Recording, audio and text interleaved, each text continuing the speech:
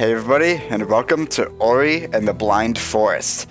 I bought this game on a whim during a Steam summer sale a while ago, and I just could not put it down. I played it time and time again, 100% runs. It just grabbed me like very few games ever have. Like, the only games I could think of off the top of my head are Okami and then now A Hat in Time. Like, I could not put this game down, basically, until A Hat in Time came out. You'll notice as well I'm playing the Definitive Edition. There is, of course, then a Normal Edition. However, the differences are not... There's not many, basically. I'll go over the few differences there are in another video, but for now, I would just suggest playing the Definitive Edition because it is just that. Anyway, let's get started with this beautiful, beautiful game that is Ori and the Blind Forest.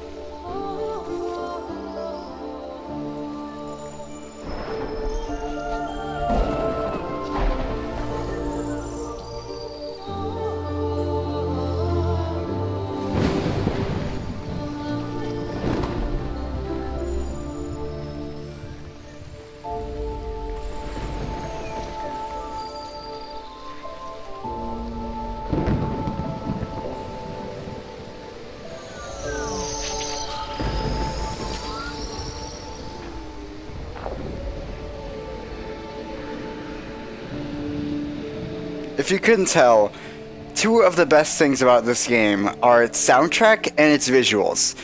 It's just, the art style and art direction is just so gorgeous. The way the lighting is handled, the animations of these characters, they're also just beautiful and sort of, not made lifelike, I guess. It's just gorgeous. And the soundtrack is just something to truly behold.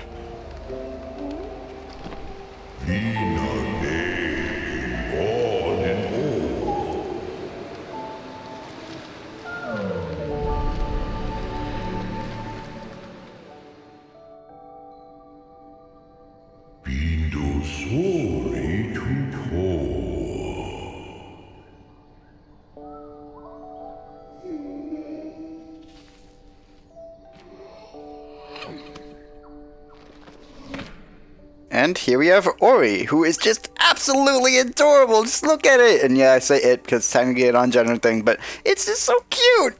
The noises it makes are so good. Oh my god, cutest little thing.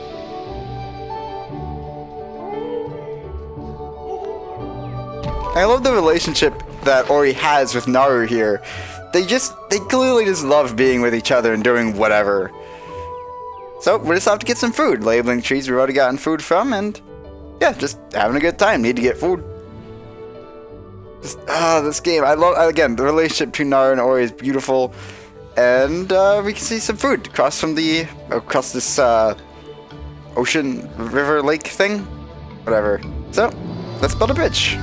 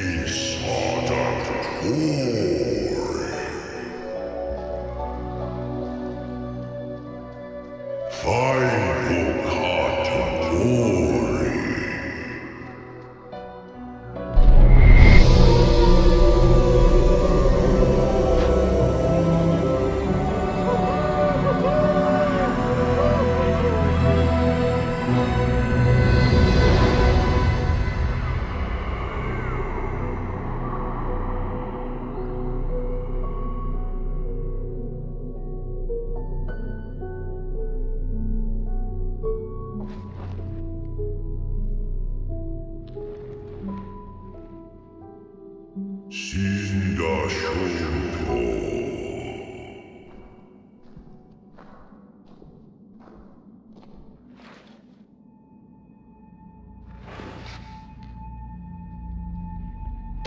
Seems like we're basically out of food. And the forest isn't looking so good either.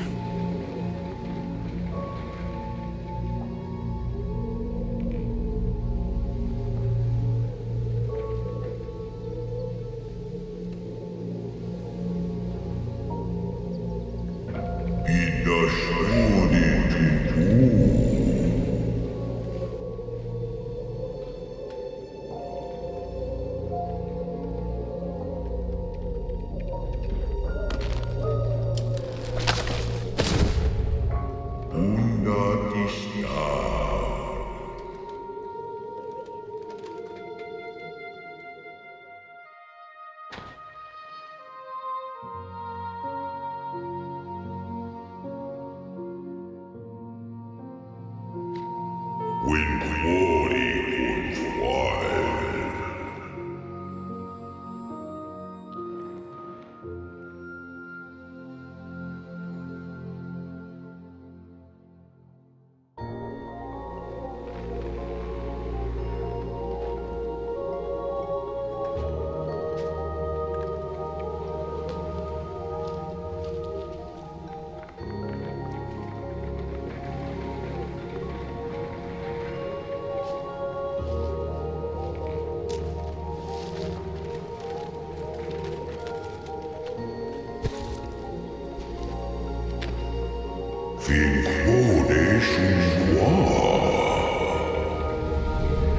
Naru might not have been able to get that food, but we certainly can.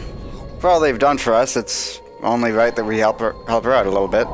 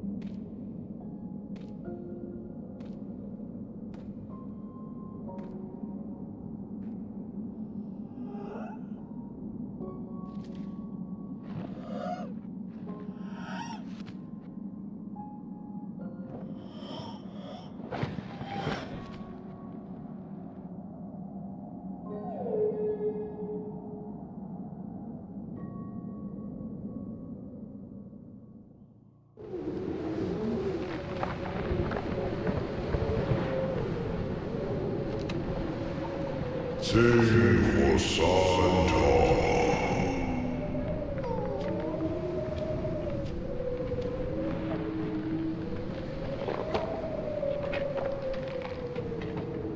Sony Chukwa.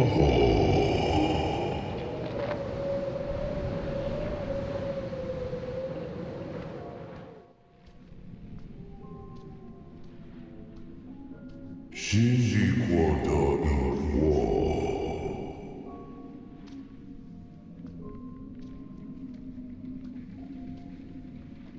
Sin Quad, Sin Quado.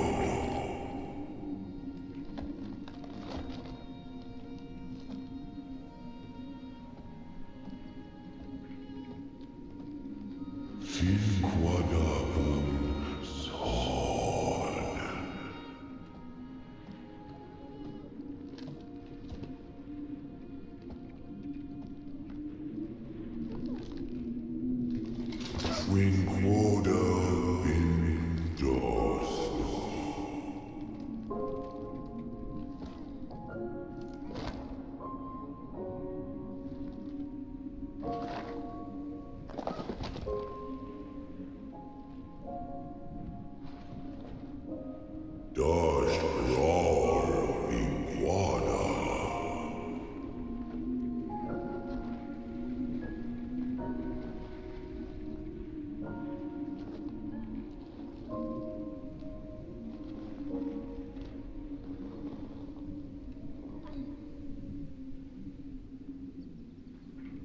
Finjus party quasta.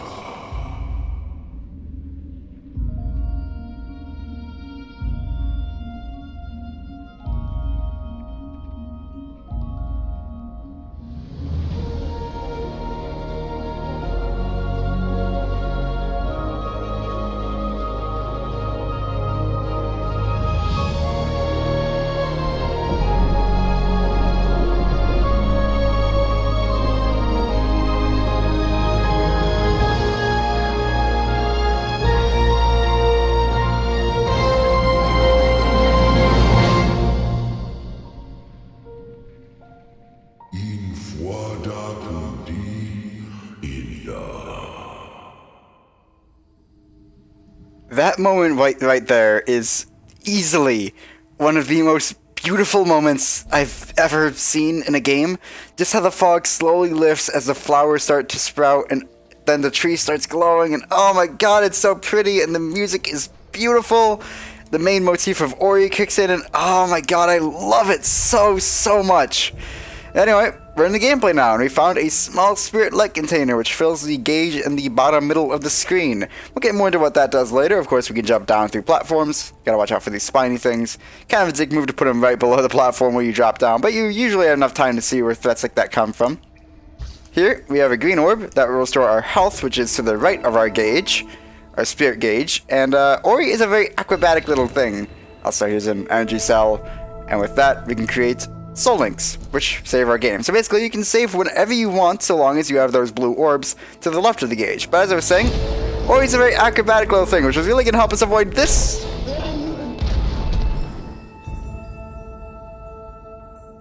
It would have helped us avoid that thing if I had done it properly, but we didn't die, so we're okay.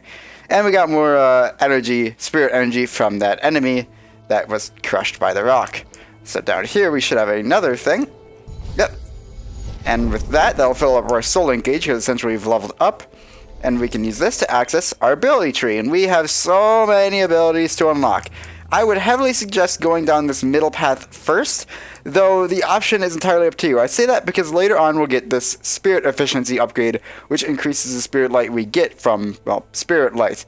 The others are mostly, well, this is mostly movement upgrades, and stuff somewhat related to that. And then this is combat upgrades, which are very helpful in and of their own right. However, that spirit efficiency is just going to allow us to get all the upgrades so much sooner. And also, Spirit Magnet is just very good and makes life a whole lot easier. So I'm going to go ahead for that middle route first.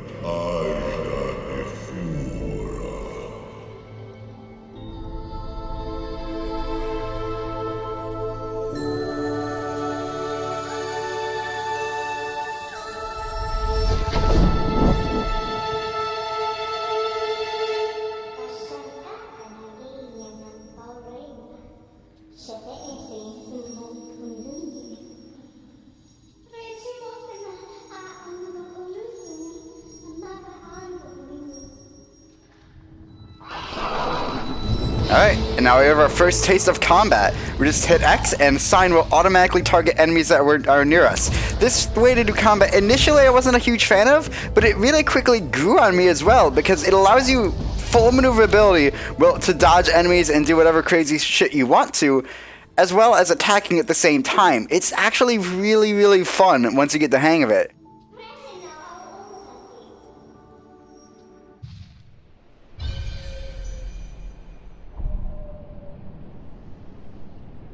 So we have a new mission, find the spirit tree.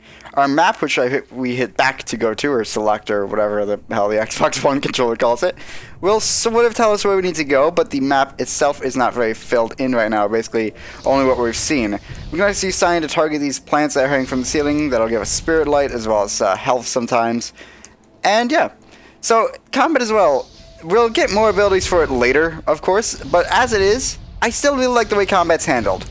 Again, you get full maneuverability without having to compromise or having to attack at the same time, and it also makes it easier to just skip enemies if you really don't want to fight them, because you can just sort of target them, and if you kill them, great. If you don't, whatever. So these are energy shards that, and we dropped one, and it'll just restore our blue orbs down there. The best thing as well I want to mention about that intro sequence that we just went through, is you can just entirely skip it. And I don't say that because the intro sequence is bad by any means. I say it because it's well, it's not really gameplay. It's just like interactive gameplay, or interactive cutscene rather. So it's nice to be able to skip it on repeat playthroughs when you just don't want to sit through the entire thing. Anyway, these are save points. You can just save with them. And a new ability in the definitive version of the game is you can use these to warp across the land of Nibel. We don't have any other spirit walls activated yet, but we can do that. We can also use them as things to access our ability tree. And we got an ability upgrade, or an ability point rather. So we're going to use that on map markers, which makes most things to show up on the map. So now we can go here and see a bunch of, we can see one upgrade that we could get right now, but we're not gonna because we don't really have the abilities to get it right now.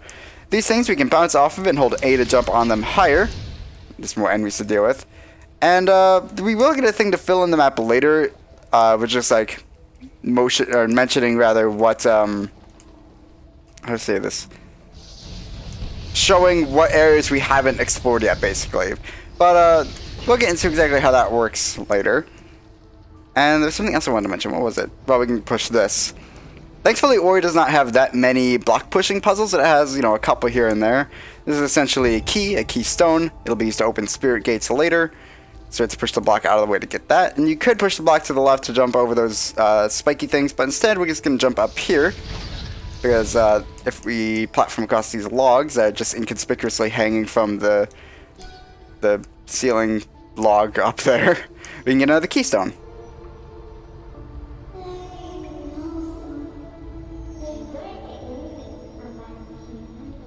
So yeah, keystones are basically there to make you explore the area in order to open a spirit gate. I think they're fine. They're pretty fun to use, or pretty fun to find rather, and usually they're not too difficult to find.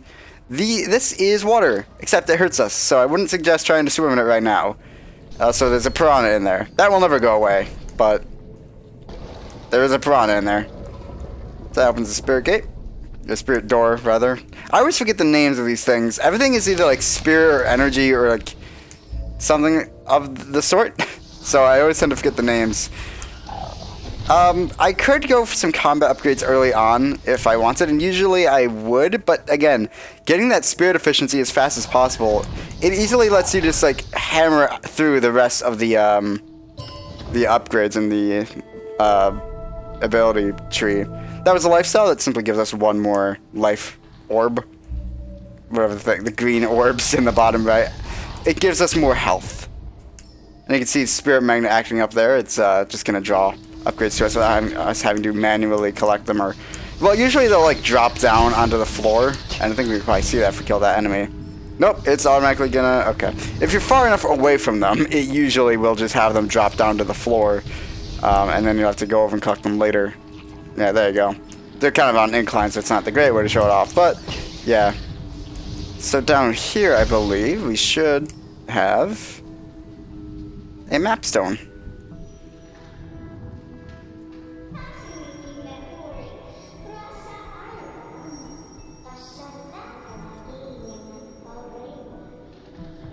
So yeah, we need to find a map stone fragment in order to repair that, and then we can, well, no, that was a keystone, not a map stone fragment, and that is what will reveal the map to us. It won't reveal the locations of hidden items, or rather the locations of items. That's all done through upgrades in your ability tree. So it just reveals locations on the map, which, mind you, could lead you to hidden items, but it doesn't directly show you where they are. Map completion, though, does count for 100% completion, so if you're going for that, you'll not need to get the map stations. Map stations, not Metroid, though. It's very close to that. Map stones, but you should probably get the map stones to make your life a little bit easier. Another ability point. I think we're just gonna keep putting that in that middle route to get life efficiency, which will store twice as much life when we pick up life energy or life cells. So basically, it'll be easier to not die.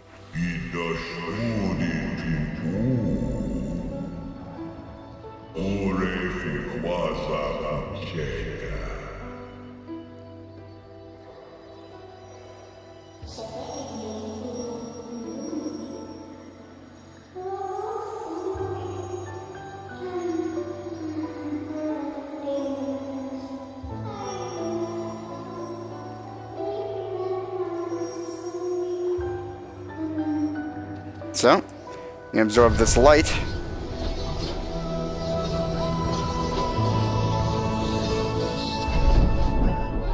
And gets a wall jump. Essentially, it's the Mega Man X wall jump, or I guess the Super Metroid wall jump if it was much easier to do. You just hold towards a wall and you keep jumping up it. And with that, we can get this energy cell. But with that said, I think that's going to be it for this episode. So, next time, we'll continue our journey towards the Spirit Tree. It shouldn't take too long to get there anymore. We seem to be fairly close at least. So, yeah. Also fill in that map stone and find more upgrades, of course. And maybe find out exactly what happened to the forest. What caused the Spirit Tree to lose its light. See you guys next time.